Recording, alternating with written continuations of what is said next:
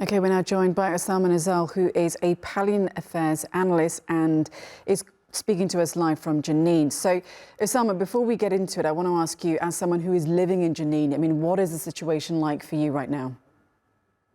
Yeah, the Israeli occupation forces are escalating their aggression against every part of the Palestinian city of Jenin, its refugee camp, and some nearby villages, and denying people's access to any of the vital facilities, including medical clinics and hospitals.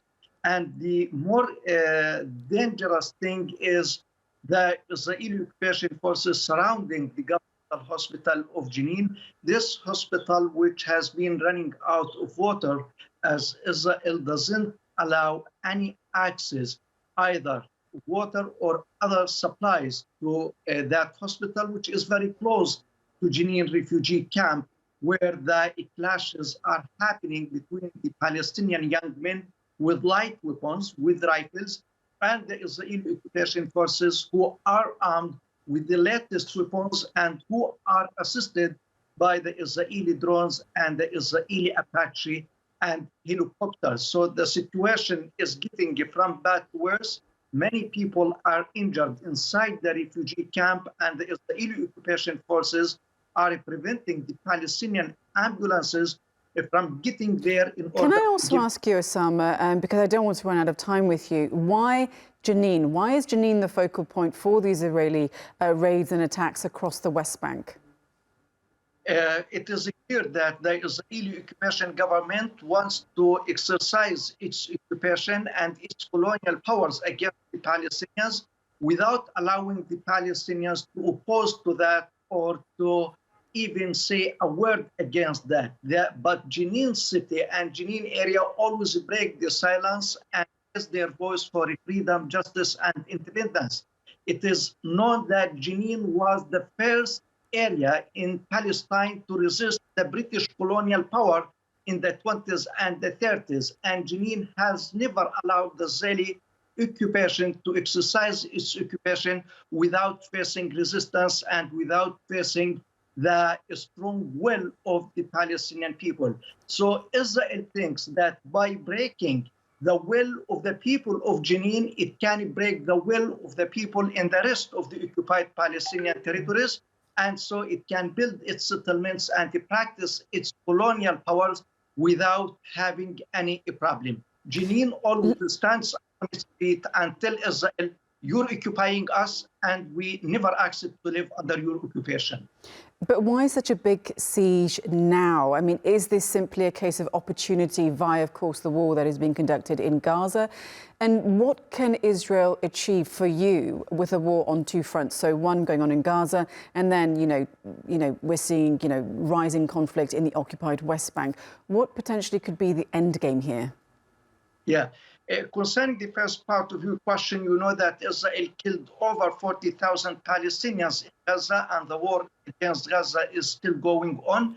And the world did not take any action to stop this Israeli genocide. Israel is taking advantage from that and trying to apply that to other parts of Palestine, mainly Jenin and the northern part of the occupied Bank, benefiting at the same time from the unlimited support that it receives from the American administration and the shy position of the European Union and the regrettable and shameful silence of the Arab governments. So Israel is taking advantage of that and declaring its war against the Palestinians in the northern part of the West Bank. Now, concerning the end game, Israel will never defeat the people who believe that justice, freedom, and independence is one of the basic rights. So the Palestinian people suffered much, and this is not the first operation by Israel against Palestinians.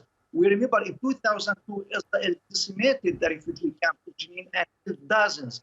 But this did not kill the spirit of resistance in Jenin area, and it's appearing once and again, saying either freedom and independence or resistance all the way. And do you think politics can ever find a solution to this rising conflict in the occupied West Bank, and then also, of course, the war in Gaza? I mean, negotiations continue, but also fighting continues. The Israeli occupation government, the structure is anti-peace and anti-negotiations and talks about peace. And that's why Israel is escalating its aggression against the Palestinians. You know that they have been negotiating the war on Gaza and nothing happened, but more escalation and more military aggressions. I think as long as we have this shameful position by the Arab governments and this complicity by the American administration, Israel won't stop its aggression against the Palestinians. It will continue attacking, killing, besieging, building colonies, and practicing more devil and evil deeds against the Palestinians. What is demanded is a strong position now from the Arab peoples themselves to tell their governments enough is enough. We don't allow to see the brethren Palestinians getting butchered every day by Israel and doing nothing. Okay. That. Okay, Osama Nazal, we appreciate your analysis on our programme. Do, of course, stay safe where you are. Thank you.